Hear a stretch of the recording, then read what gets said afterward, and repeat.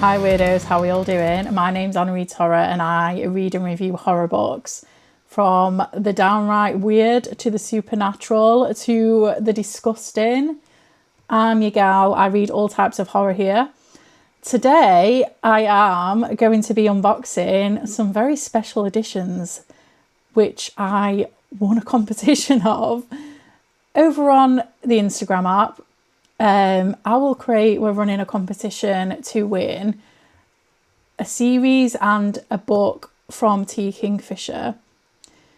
Now, I didn't think I would win this, but the editions are absolutely stunning. So I had to enter. But when I found out I won, I was honestly so gassed. So thank you so much, Owlcrate. I actually do subscribe to Owlcrate. So if you want to see regular unboxing videos of that, let me know. I also subscribe to Evernight, which is the UK version essentially of Owlcrate. So Owlcrate are based in the US, Evernight are based in the UK. They release some stunning editions of horror books. Also, alongside their subscription, their monthly subscription, I believe it's monthly. It might be monthly for Owlcrate or it might be every quarter. It's every quarter for Evernight. I am unsure about Owlcrate. But anyway, alongside of their subscription, they also release like one-off special editions as well, which aren't included in the subscription, but you can buy them. Now, this is one of those.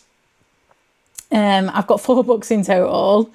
Absolutely, again, so happy to have won this. And I've actually read one of the books already and I loved it. So yeah, to have a special edition of it, it's great. So yeah, let's get into the unboxing and show you guys what I got. Oh, and if you like this video, don't forget to subscribe. It lets me know that you are here to stay. You're part of the Weirdo Club. Okay, so let's get into it. The first book, we'll go for book 1, and I will be showing you close-ups of these. Don't worry, because they need more visual attention than what I can provide on this screen. So we've got, first of all, we've got Wolfworm by T. Kingfisher. Now, I mean, come on, look from the get-go, that is absolutely freaking stunning. That illustration, something else. And yeah, the edges are amazing. So this is the book that I've actually already read. And the original cover actually is so stunning as well. It's just one of those books where like every edition is like amazing. And on the back it says, "The devil walks these woods." And it's got like the foiling for the lettering as well. And then obviously like T. Kingfisher Wolfworm on the side. We've got Tornightfire logo because that's the publisher. And oh my God, I can't, guys, this is so stunning. Wait, let me take this off first. I'll take the sleeve off. So within the sleeve, you've got, within the dust jacket, sorry, you've got another illustration. So you could flip that round if you want. However, I won't be doing that. I prefer this original cover. But yeah, I've read, like I say, I've read this book. The visuals are definitely matching to the visuals I had in my head when I read this book. It is like a Southern Gothic. And yeah, it's definitely given that vibe. And then we get to the naked hardback and we have these absolutely gorgeous illustrations of like insects. And we've got woodland animals on there as well. It's just so stunning, like, honestly. And on the front it says, "Observations on the habits and developmental stages of parasitic insects." Absolutely incredible. And then we've got creepy ass children. And at the back as well, absolutely stunning edition. So this book, it's basically a scientific illustrator. So it's set in the 1800s in North Carolina, set in the wilderness. We follow a scientific illustrator who has just lost their job, or essentially they're like struggling for work, and they get a job in this manor, I believe, or it's like a big house anyway, with this doctor who is conducting some studies on insects. So he needs a scientific illustrator for his research. And Sonia, our main character, really wants this job. She needs work. So she jumps at the chance for this job. However, when she gets there, she notices the vibes are quite off, and this doctor is very, very weird, and he has got some secrets. So yeah, I would say this is like part historical, part Southern Gothic. It's definitely got like the mystery element to it. But the bit that I really, really enjoyed is the insect bit, because we have some amazing and like gruesome, like disgusting descriptions of these insects and essentially what they do. We've got wolfworms themselves, which bury under animals' skin and live under there, and they're parasites. But yeah, some of the descriptions were so horrific, and I absolutely loved that part of this book. So yeah, the fact that it's got like all the illustrations on the cover, I'm loving that. It also goes into like many other descriptions of other insects as well. So yeah, if you're a bit squeamish, maybe this one won't be for you. But I really loved that part of this book, because I find often with like mysteries or like books that are Southern Gothic, they are quite tame in terms of like the gore sometimes. So I really enjoyed the fact that this one ramped it up a little bit. And it was a well-balanced book, in my opinion. Because if you like mysteries, you would like this book. Obviously, if you like a bit of gore, it's got that as well. It's, of course, got like the Gothic element of it. Yeah, it felt like a really good balance of like a few subgenres. So yeah, I really, really enjoyed this one. And just the setting was so stunning. The fact it was set in the late 1800s as well. I definitely enjoyed that, because I do tend to like stories, especially if they're like more in atmospheric settings. I tend to prefer the books that are set like further back in time. So I guess that could apply to like any decade really, except the present day. So for instance, if it's like a cabin in the woods style horror, I would much prefer it to be set in like the 90s or like the 80s or the 70s. I think it just, I don't know, it's something like, I think it's sort of that idealization of different decades and different times, and having something that takes you out of present day is a good thing for me. I really, really enjoyed my time reading this book, and I would highly recommend it. And it will actually be probably in my top books of this year. So, well, it is so far anyway. So I'm guessing it will stay.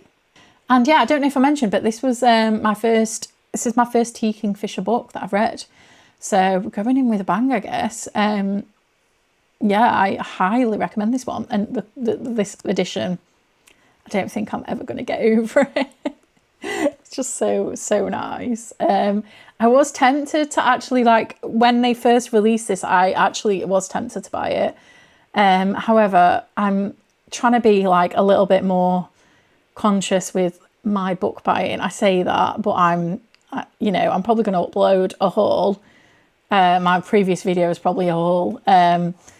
But yeah, I be a little bit more conscious. I don't have enough space, and I am quite skint at the minute. So, okay, so the books, the last 3 books arrived in this box, and they're actually a series by Tea Kingfisher. So let's get into it. This series I've heard of. It was released a few years ago now, And this is the Sworn Soldier series. Yeah, 3 books to this, but however, they are novellas. So that is good because I don't know about you, but I find it very hard to get into series. I'm not very like, I don't know, when you see fantasy readers reading these like thousands of pages, I don't know how they do it. I think I just get so distracted, and I like to switch it up a lot. I like to switch my reading up from book to book. So I can never commit to a series. I find it hard. I have commitment issues, I guess. But yeah, anyway, so let's just get into these books. So this is the Sworn Soldier series. The first book in the series is What Moves the Dead. And again, it's very much, I'd say it's like quite similar in style to the Wolfworm edition, because you've got all like the setting of the wilderness. I'm guessing it's like set in a rural setting again. And I actually haven't seen the naked hardback or the end pages to any of these. I've literally just taken the wrapping off. So let's look at those together, I guess, and then we'll get into what the books are actually about. Oh my God. From the get-go. Oh my God. From the beginning of this, I'm sorry, what? That is crazy. That is so nice. Oh, I'm actually like so blown away by that. That is stunning. Obviously, that's very gothic.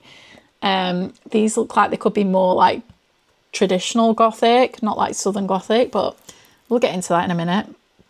Okay, as well, that is gorgeous. That looks to be like the same woman that is featured in the start of the end pages, but she's turned a little bit more, I don't know. She's at one with nature there, let's say. The naked hardback, oh my God. That is amazing. I love, okay, so there's some animals featured in like Wolfworm. Obviously this looks like there's going to be some animals featured as well. And I really like that element of T. Kingfisher's books. And we've got Sworn Soldier #1 on the back and the foiling. Yeah, this looks very like traditional gothic. Yeah, I'm absolutely obsessed. And yeah, okay, so we've got an intro at the beginning as well, and like the signed version. So yeah, this book is, let me just put the cover back on. I didn't show you this part of the book as well. So we've got the end pages again, the dust jacket, where you can switch round if you want. So I really do like that, to be fair. I do think this is quite dark, so it might be harder to like sort of look at, but I do really like the illustration on that. It's absolutely stunning. So what's interesting about this book and this series, I believe, I don't know if the entire series is like a retelling, but essentially this book, the first book, is a retelling of The Fall of the House of Usher by Edgar Allan Poe. So yeah, it's got to be like traditional gothic. Let's have a look actually what the premise, what the blurb says. So it says, when Alex Easton, a retired soldier, receives word that their childhood friend Madeline Usher is dying, they race to their ancestral home of the Ushers in the remote countryside of Roravia. Now, Roravia is a fictional European city that T. Kingfisher has made up. To me, that sounds like it could be like, I don't know, like Eastern European, I would say. So yeah, The Fall of the House of Usher is actually set in the UK. So yeah, this, I believe, I guess it's like, obviously it's not a total retelling. It'll be like a reimagining The Fall of the House of Usher, I believe. So yeah, anyway, what they find there is a nightmare of fungal growths and possessed wildlife. Surrounding a dark, pulsing lake, Madeline sleepwalks and speaks in strange voices at night, and her brother Roderick is consumed with a mysterious malady of the nerves. Aided by a Aided by a redoubtable British mycologist and a baffled American doctor, Alex must unravel the secret of the House of Usher before it consumes them all. So yeah, like very gothic, traditional gothic haunted house story. And the fact that it's like they're only novellas, I do think it'd be quite easy to get into these books. Let's have a look at the next book. Again, I've not seen the end pages or the naked hardback for this, but already that is a stunning cover. And this one is What Feasts at Night, the second book in the series, and it says, maybe nothing helps once she's got your breath in her lungs on the back. And yeah, we've got the stunning braid edges. Let's open this together. Oh my God. Again, this is the thing that is striking me. That is absolutely incredible. What the hell? That looks all consuming, doesn't it? I feel like we're going to be in deep with this one. We're going to be really sucked into this house by the second book, by the looks of that anyway. Oh Christ, freaking hell. Yeah, it looks very demonic. There looks to be some very insane things going on in this house.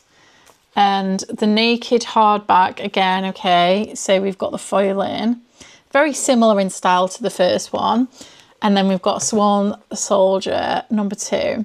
So the fact that it's like called the Swan Soldier series in general, obviously the main character is an ex-soldier, so that's why I believe there might be some like elements of war in this as well. That wouldn't surprise me. Because based on Wolfworm, there was a few elements thrown in that book. So yeah, this book, it seems to me like there might be some reference to war at least. Obviously it's set in Europe, so it could reference the war. And yeah, again, I don't want to get into the plot with this one because it is a follow-on. So we'll just jump straight to the third book. And now the third book is called What Stalks the Deep. And again, these are quite dark, these covers, I would say. But once you get up a little bit closer, you realise just the detail on that is absolutely incredible. And in the back it says, even dreaming, the wholeness protects itself. And again, you've got very similar sprayed edges. And we are opening this to... I've just seen it. These end pages are getting me every time. Oh my God. That is absolutely crazy. It looks very supernatural, this book. And oh, wow, yeah. It doesn't look like it has a happy ending to the series, I would say. That is the end pages to the third book. And then we've got a very, very mysterious and dark, brooding animal figure on the front with a very similar style to the previous books. And we've got the Swan Soldier, book 3. Okay, so yeah, this looks incredible. This series is really making me want to, like, these books are really making me want to read this series. It's signed there as well. And yeah, I absolutely cannot wait to dive into these books, because if they're going to be anything like Wolfworm, I'm going to be very pleasantly surprised with how good these are. I do, like I say, okay, I've not shown you this, have I? We've got the dust jacket on the reverse. Again, very stunning. So yeah, I do think this series, I do have high hopes for it, I'm not going to lie, because Wolfworm was something that I would recommend to a few people, and I think I just genuinely loved how T. Kingfisher sort of moulded these subgenres together, and it's not personally something that I've read before. Like, if I was to compare it to a recent read that I've read, or any book that I've read, Wolfworm, that is, I would compare it to the likes of Itch by Gemma Moore, because I felt that book did sort of similar things. Like, it wasn't a historical book because it was set in present day, but it sort of like blended like the mystery elements with these very gory body horror elements as well. So yeah, I do enjoy when authors do that, and I don't think that I've read anything quite similar to Wolfworm, and I thought it was unique in that sense. So yeah, I'm very excited to read this series. I've heard amazing things about it, and yeah, thank you so much to Owlcrate for sending me these. I am absolutely still blown away. Like I say, I do subscribe to Owlcrate and I do love them, so let me know if you want regular unboxing videos on that. And yeah, that is me for today. Let me know what special editions you own. Do you like to collect special editions? I know they're getting a bit crazy at the minute, like there's so many to pick from. Does that mean they're special anymore? Like, have we got to the point where they are just, I don't know, that like, even like from a few years ago, I remember, especially within the horror genre, there wasn't that many to choose from, and then all of a sudden they're absolutely everywhere. So I do tend to pick and choose which ones I buy, very selective with them. But yeah, I am so glad that Owlcrate has sent me these. And yeah, I guess I will see you guys next time for the next video. See you later, weirdos. Bye.